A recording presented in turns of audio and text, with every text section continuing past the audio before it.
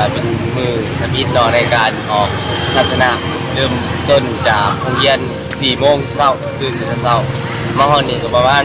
5 โมงเช้า6 โมงแล้วเราก็ได้จอดกินข้าวเช้าอันช้างเพียบ ก่อน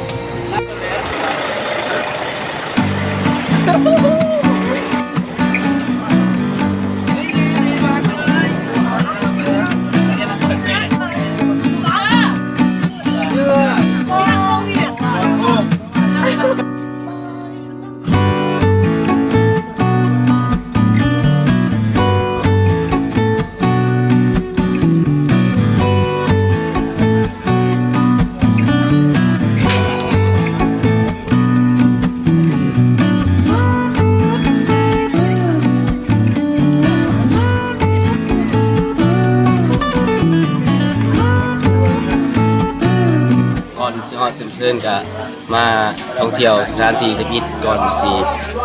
เดินทางเข้าไปนี่แม่นสถานที่ลังบิงนี่แม่นก็เป็นประตูศักดิ์สิทธิ์ที่ว่าใครเข้าประตูนี่ก็สิมีความสุขเฮ็ดให้ตัวเองประสบผลสำเร็จในหน้าที่การงาน